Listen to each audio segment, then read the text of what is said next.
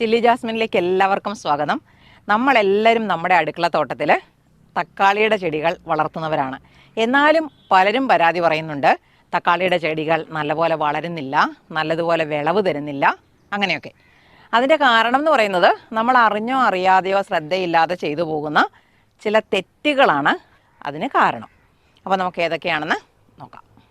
നമ്മൾ തക്കാളിയുടെ തൈകൾ നട്ടുപിടിപ്പിക്കുന്നതിന് മുന്നേ ഇത് കണ്ടോ, ഇതുപോലെ നമ്മൾ പാകി മുളപ്പിച്ച്, ഇതിപ്പോൾ നമ്മളിവിടെ ഉണ്ടായിരിക്കുന്ന ഒരു തക്കാളിയെ ഈ ചട്ടിക്കകത്തോട്ട് അതിൻ്റെ വിത്തുകൾ ഇട്ടതാണേ. അപ്പോൾ ഇതുപോലെ പാകി മുളപ്പിക്കുന്നത്, അതല്ലെങ്കിൽ നമ്മൾ പലരും തക്കാളിയുടെ തൈകളെ വാങ്ങിച്ചു നടാറുണ്ട്.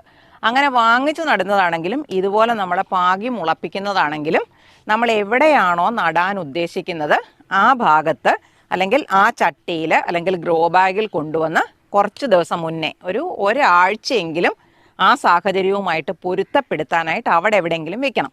നമ്മളിപ്പം സാധാരണ നമ്മുടെ വീടുകളിൽ പാകുമ്പോഴാണെങ്കിലും മഴത്തുള്ളി വീണ് പോകാതിരിക്കാൻ മഴവെള്ളം വീഴാത്ത കുറച്ച് ഏതെങ്കിലും ഭാഗത്തേക്ക് മാറ്റി വയ്ക്കും. അതുപോലെ നേഴ്സറിക്കാരാണെങ്കിൽ അവിടെ കൂടുതൽ ചൂടും വെളിച്ചവും ഒന്നും കിട്ടാത്ത നെറ്റൊക്കെ അടിച്ച ഭാഗത്ത് വെച്ചിട്ടാണ് തൈകളെ വളർത്തുന്നത്. അവിടുന്ന് നമ്മൾ കൊണ്ടുവന്നിട്ട് ഈ കൊടും ചൂടിലേക്ക് നട്ടുപിടിപ്പിക്കുമ്പോൾ ആ സാഹചര്യവുമായിട്ട് പൊരുത്തപ്പെടാൻ പറ്റാതെ വന്നിട്ട് പലപ്പോഴും ചെടികൾ വളർച്ച കുറഞ്ഞു പോകും, ചിലപ്പോഴാണെങ്കിൽ നഷ്ടപ്പെട്ടു പോകാം, മുരടിച്ചു പോകാം, അങ്ങനെയുള്ള കാര്യങ്ങളൊക്കെ വരാറുണ്ട്. ഇതുപോലുള്ള തൈകളെ ഇങ്ങനെ നമ്മൾ പരുവപ്പെടുത്തിയെടുക്കും. നടുന്നതിന് മുന്നേ ഇത് കണ്ടോ, സ്യൂഡോമോണാസ് കലക്കിയ വെള്ളത്തിനകത്ത് ഒരമണിക്കൂറെങ്കിലും മുക്കി വെച്ചതിന് ശേഷം മാത്രമേ നമ്മൾ തൈകളെ നടാവൂ. അപ്പം ഞാൻ ഈ പാത്രത്തിനകത്തോട്ട് നടാൻ പോവുകയാണേ. അപ്പോൾ ഇത് പുതുതായിട്ട് മണ്ണ് നിറച്ച് വെച്ചിരിക്കുന്ന ഒരു ബക്കറ്റാണ്. അപ്പോൾ ഇതിനകത്തോട്ട് ഒരു കുറച്ച് ഇട ഉണ്ടാക്കിയിട്ട് ഇത് കരിയിലയൊക്കെ ഇട്ടിട്ട് തന്നെ നമ്മൾ നട്ടിരിക്കുന്നതാണ്. തക്കാളിയുടെ തൈകളെ നടുമ്പോൾ എപ്പോഴും നല്ലതുപോലെ താഴ്ത്തി നടണം. അങ്ങനെ പറയാനുള്ള കാരണം എന്ന് പറഞ്ഞാൽ തക്കാളിയുടെ തണ്ടുകളിലെല്ലാം രോമം പോലുള്ളൊരു ഭാഗങ്ങളുണ്ട്. നമ്മൾ ശ്രദ്ധിക്കുവാണെങ്കിൽ നമുക്ക് തിരിച്ചറിയാൻ പറ്റും. ആ രോമം പോലെയുള്ള ഓരോ ഭാഗവും പിന്നീടത് വേരായിട്ട് വളർന്നു വരാനുള്ളതാണേ. അങ്ങനെ വേരായിട്ട് വളർന്നു വരുമ്പോൾ നമ്മൾ നല്ല താഴ്ത്തിയാണ് നടുന്നതെങ്കിൽ അവർക്ക് ഇത് കണ്ട ഇതുപോലൊക്കെയുള്ള ഭാഗങ്ങളെല്ലാം വേരായിട്ട് മാറും. അപ്പോൾ അവർക്ക് കൂടുതൽ വളവും വെള്ളവും മണ്ണിൽ നിന്ന് വലിച്ചെടുക്കാനും നല്ല ആരോഗ്യത്തോടെ വളരാനും നല്ല കൂടിയ വിളവ് തരാനും ഒക്കെ സാധിക്കും. അപ്പം ഞാൻ ഇതിനെ സ്യൂഡോമോണാസിനകത്ത് മുക്കി വെച്ചതായതുകൊണ്ട് പിന്നെ ഒന്നും ചെയ്യുന്നില്ല. ഇതുപോലൊരു കുഴി അങ്ങോട്ട് എടുത്തിട്ട് അതിനകത്തോട്ട് നട്ട് വെക്കുക മാത്രമാണ്. തക്കാളിയെയാണ് നമ്മൾ ഇതേപോലെ താഴ്ത്തി നടുന്നത്. വേണമെങ്കിൽ ഇതിനോട് അടുത്തിരിക്കുന്ന മണ്ണിനോട് അടുത്ത് വരുന്ന ഭാഗത്തെ ഇലകൾ അങ്ങ് നുള്ളിക്കളയാം, അല്ലെങ്കിൽ അഴുകിയിട്ട് ചിലപ്പം ഫംഗസ് ഒക്കെ ബാധിക്കാനുള്ള സാധ്യത വരും. അപ്പോൾ ആ ചുവട് ഭാഗത്തെ ഇലകൾ നമ്മളങ്ങ് നുള്ളിക്കളഞ്ഞു. നമ്മൾ തക്കാളി നട്ട് ചുവട് പിടിപ്പിച്ച് കഴിഞ്ഞാൽ അതിന് വെള്ളം കൊടുക്കണം. അതിപ്പം ചില സ്ഥലങ്ങളാണ്, ഇപ്പോൾ ടെറസിലൊക്കെയാണ് നട്ടുപിടിപ്പിക്കുന്നതെങ്കിൽ നമ്മൾ 2 നേരവും വെള്ളം കൊടുക്കേണ്ടി വരും. പറമ്പിലൊക്കെ ആണെങ്കിൽ നമ്മൾ 1 നേരമോ 1 ദിവസമോ ഒക്കെ കൊടുത്താൽ മതി. അത് ഏത് രീതിയിലാണോ നമ്മൾ ചെയ്തുകൊണ്ടിരിക്കുന്നത് അത് നമ്മൾ സ്ഥിരമായിട്ട് അങ്ങനെ തന്നെ ചെയ്യണം. അല്ലാതെ നല്ലോണം ചെടിയുടെ ചുവട്ടിലെ മണ്ണ് വരണ്ടുണങ്ങിയതിന് ശേഷം വെള്ളം കൊടുക്കുന്നൊരു രീതി വന്നു കഴിഞ്ഞാൽ അതിലുണ്ടാകുന്ന കായ്കളെല്ലാം പൊട്ടിക്കീറിപ്പോകുന്നതിനുള്ളൊരു സാധ്യതയുണ്ട്. ഇത് തന്നെയാണ് നല്ല വേനൽക്കാലം കഴിഞ്ഞിട്ട് അല്ലെങ്കിൽ നല്ല ചൂടുകാലം കഴിഞ്ഞിട്ട് ഇടയ്ക്കിടയ്ക്ക് വേനൽ മഴയൊക്കെ പെയ്യുകയോ അല്ലെങ്കിൽ അത്തരത്തിൽ മഴകൾ വരികയൊക്കെ ചെയ്തു കഴിഞ്ഞാൽ തക്കാളിയുടെ കായ്കൾ വിണ്ട് കീറുന്നതായിട്ട് കാണാം. അതുപോലെ തക്കാളിക്ക് വളം കൊടുക്കുമ്പം നമ്മൾ മണ്ണിലാണ് നട്ടുപിടിപ്പിക്കുന്നതെങ്കിൽ നല്ലതുപോലെ അടിവളം ചേർത്ത മണ്ണിൽ, അത് നമ്മുടെ ഗ്രോ ബാഗിനകത്ത് നട്ടുപിടിപ്പിക്കുമ്പോഴും അടിവളം നന്നായിട്ട് ചേർത്തിട്ട് വേണം തക്കാളിയുടെ തൈകളെ നട്ടുപിടിപ്പിക്കാൻ. അതുപോലെ അടിവളം ചേർത്ത് കഴിഞ്ഞാൽ മണ്ണിലാണ് നടുന്നതെങ്കിൽ പിന്നെ പൂ വരുന്ന സമയത്ത്, ആദ്യം കായ്കൾ വന്നു തുടങ്ങുന്ന സമയത്ത് ഒക്കെ വളം ചെയ്താലും മതിയാകും. അതേസമയം നമ്മൾ ഗ്രോ ബാഗുകളും പാത്രങ്ങളിലും ഒക്കെ വളർത്തുമ്പം നമ്മൾ സ്ഥിരമായിട്ട് വെള്ളം ഒഴിക്കുന്ന അവസരത്തിൽ വളം പലപ്പോഴും വെള്ളത്തിനകത്ത് കലങ്ങി ഒഴുകിപ്പോകാനുള്ള സാധ്യതയുണ്ട്. അതുകൊണ്ട് തന്നെ കൂടുതൽ തവണ വളപ്രയോഗം ചെയ്യേണ്ടി വരും ഗ്രോ ബാഗുകളിലും പാത്രങ്ങളിലും വളർത്തുമ്പം. അല്ലാതെ വന്നു കഴിഞ്ഞാൽ നമ്മൾ സ്ഥിരമായിട്ട് കൊടുക്കാതിരുന്നു കഴിഞ്ഞാൽ ചെടികളുടെ ആരോഗ്യം കുറയുകയും ഉണ്ടാകുന്ന പൂക്കളുടെ എണ്ണം കുറഞ്ഞു പോകുകയും കായ്കളുടെ വലിപ്പം കുറഞ്ഞു പോവുകയും ഒക്കെ ചെയ്യും. അപ്പോൾ സ്ഥിരമായിട്ട് ഗ്രോ ബാഗുകളിലും പാത്രങ്ങളിലും വളർത്തുന്നവർ വളം ചെയ്തു കൊടുക്കാൻ മറന്നു പോകരുത്. നമ്മൾ എന്തൊക്കെ ചെയ്തെന്ന് പറഞ്ഞാലും, വളമിട്ട് കൊടുത്തെന്ന് പറഞ്ഞാലും, വെള്ളം ഒഴിച്ചു കൊടുത്തെന്ന് പറഞ്ഞാലും, നല്ല സൂര്യപ്രകാശം കിട്ടുന്ന സ്ഥലത്ത് വെച്ച് തക്കാളി വളർത്തിയാൽ മാത്രമേ നല്ല വിളവ് അതിനകത്ത് കിട്ടത്തുള്ളൂ. അങ്ങനെ വിളവുണ്ടാക്കിയെടുക്കുകയും വേണം. അത് പാകമാകുന്ന സമയത്ത് നമ്മൾ പറിച്ചെടുക്കുകയും വേണം. അങ്ങനെ പാകമാകുന്ന തക്കാളി നമ്മൾ പറിച്ചെടുക്കാതെ ചെടികളിൽ നിർത്തിയിരുന്നാൽ ആ ചെടികൾക്ക് തന്നെ നാശമാണ്. ചിലപ്പം ചെടികൾ നഷ്ടപ്പെട്ടു പോകാൻ വരെ സാധ്യതയുണ്ട്. അപ്പം പാകമാകുമ്പോൾ നമ്മൾ കൃത്യമായിട്ട് വിളവെടുക്കാനായിട്ടും ശ്രദ്ധിക്കണം. ഇതുപോലെ നമ്മൾ തക്കാളി വളർന്നു വരുന്ന അവസരത്തിൽ ഇതിന് സപ്പോർട്ട് കൊടുക്കാൻ മറന്നു പോരും. ഇപ്പം തന്നെ ഇതേ കണ്ടോ, ഈ തക്കാളി ചരിഞ്ഞു തുടങ്ങി, വേരൊക്കെ മേളി വരുന്ന കണ്ടോ. അങ്ങനെ വരുന്ന അവസരത്തിൽ നമ്മൾ ചുവട്ടിലേക്ക് മണ്ണ് കൂട്ടി കൊടുക്കണം. അതുപോലെ ഇങ്ങനെ ചാഞ്ഞു പോകാതെ നമ്മൾ ചെടികളെ ചേർത്ത് നിർത്തണം. അങ്ങനെ ചെയ്തില്ലെങ്കിൽ ഈ കായ്കളൊക്കെ ഉണ്ടാകുന്ന സമയത്താണ് മറിഞ്ഞു പോകുന്നതെങ്കിൽ കായ്കൾ മണ്ണുമായിട്ട് ചേർന്ന് നിന്നിട്ട് ഫംഗസൊക്കെ പിടിക്കാനും അത് കായ്കൾ മാത്രമല്ല ചിലപ്പോൾ ചെടികൾ തന്നെ നഷ്ടപ്പെടുത്തിയെടുക്കാനുള്ള സാധ്യതയുണ്ട്. അപ്പോൾ നമുക്കിത് ഇതിനെ ഒന്ന് കെട്ടി വെച്ചിട്ട് വരാവേ. ഇങ്ങനെ ചേർത്ത് പിടിച്ചിട്ട് ഒരു ചെറിയ കെട്ട് കൊടുത്താൽ മതി. ഇനി നമുക്കിത് കുറച്ചും കൂടെ പൊക്കം വെക്കുമ്പം വീണ്ടും മുകളിലേക്ക് കെട്ടി കൊടുക്കണം, എന്നാലേ ഇവരിവിടെ ചേർന്ന് നിൽക്കത്തുള്ളൂ. കണ്ടോ? അപ്പോൾ തക്കാളിയുടെ തൈകൾ നടുമ്പോൾ തന്നെ ഈ സപ്പോർട്ടും നട്ടു കൊടുക്കുന്നതാണ് നല്ലത്. അല്ലെങ്കിൽ പിന്നെ നമ്മൾ വീണ്ടും സപ്പോർട്ട് കുത്താനായിട്ട് പോകുമ്പം ചില വേരുകളൊക്കെ പൊട്ടിപ്പോവും. വേരുകൾ പൊട്ടിപ്പോകുന്നത് കൊണ്ട് കുഴപ്പമില്ല, പക്ഷേ ആ പൊട്ടിയ ഭാഗത്തൂടെ ബാക്ടീരിയകൾ കയറി നമ്മുടെ ചെടിയെ പെട്ടെന്ന് നിന്ന നിപ്പിൽ വാട്ടിക്കളയും. വാടൽ വന്നിട്ട് ബാക്ടീരിയൽ വാട്ടം എന്ന് പറയും. അങ്ങനെ ചെടി നശിച്ചു പോകാനുള്ള സാധ്യതയുണ്ട്. തക്കാളിയുടെ ചെടികളിലൊക്കെ മുരടിപ്പ് രോഗവും അതുപോലെ മുഞ്ഞ, വെള്ളീച്ച അങ്ങനത്തെ രോഗങ്ങളൊക്കെ വരാറുണ്ട്.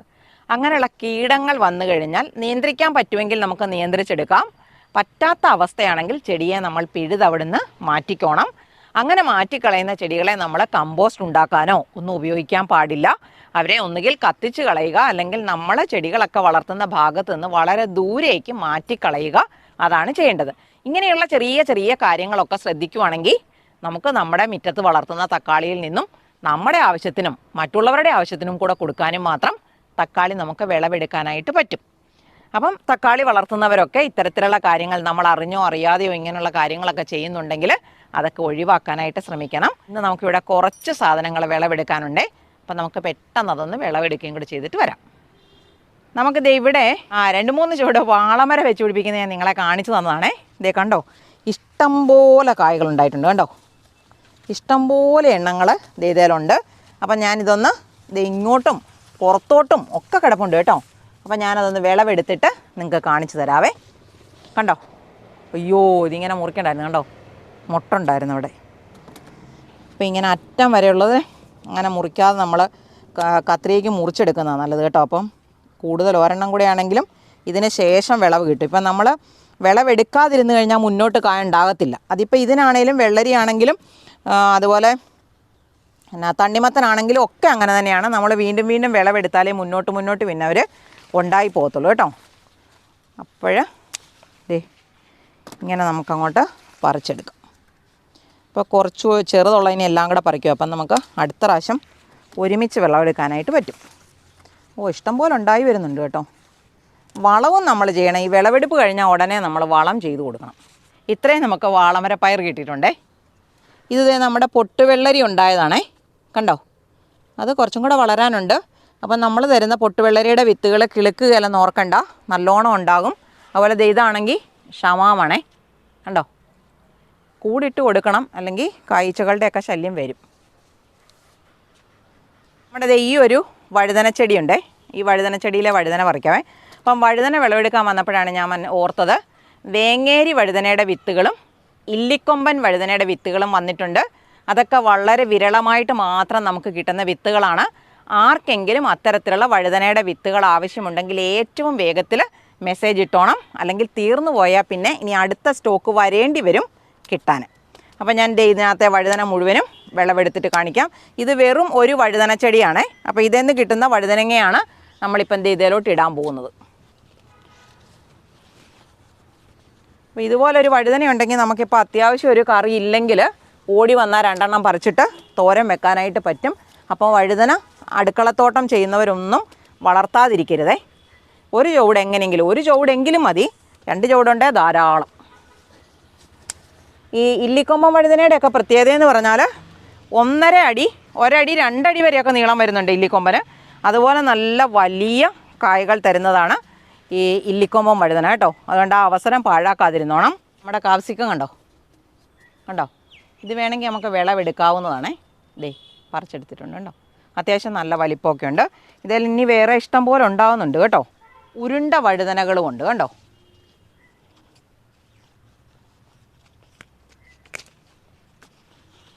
ഇടയ്ക്ക് കുഞ്ഞുങ്ങളൊക്കെ ഉണ്ടാകുന്നുണ്ട്. ഞാൻ ഈ 2 എണ്ണം കുറച്ച് വലിപ്പമുള്ളതാണ്. പാകമായതാണ്. ഞാൻ വിളവെടുക്കുക. ഇത് കണ്ടോ, നമ്മുടെ കാപ്സിക്കം ചെടിയിലെ കാപ്സിക്കം കണ്ടോ. വേണമെങ്കിൽ നമുക്ക് ഇവരെ ഇവിടെ ഇട്ടിരുന്ന് പഴുപ്പിച്ചിട്ടും പറിക്കാം. ആവശ്യത്തിനുണ്ടായിട്ടുണ്ട് കേട്ടോ. എന്നാൽ ഇവിടെ കിടക്കട്ടെ, നമുക്ക് പഴുക്കുമ്പോൾ അറിയാം ഇവരുടെ കളറ് ചുവപ്പാണോ മഞ്ഞയാണോ എന്നാണെന്ന്. നമ്മളോട് ആൾക്കാർ ചോദിക്കാറുണ്ട് ഈ കാപ്സിക്കത്തിന് എപ്പോഴാണ് കളറ് വരുന്നത്. ഇവിടെ ഇപ്പം ഓറഞ്ച്, മഞ്ഞ, ചുവപ്പ്, പച്ച ഇത്രയും കളറിലുള്ള കാപ്സിക്കം ഉണ്ട്. അപ്പോൾ ഇതിലെപ്പോഴാണ് കളർ വരുന്നത്? എല്ലാം ഈ വളരുന്ന സമയത്ത് ഇതേപോലത്തെ പച്ച കളറായിരിക്കുമേ. പഴുക്കുമ്പോഴാണ് അവർക്ക് അവരുടെ കളറ് കാണിക്കുന്നത്. അല്ലാത്ത സമയത്ത് ഇവരെല്ലാവരും പച്ച തന്നെയാണ്. കുറച്ച് പച്ച വഴുതനങ്ങ ഇതിലുണ്ട്. അപ്പോൾ ഇത് വിളവെടുക്കാനുള്ള സമയം കഴിഞ്ഞിട്ട് നിൽക്കുവാണ്. അപ്പം ഞാൻ കാണിച്ചു തരാം.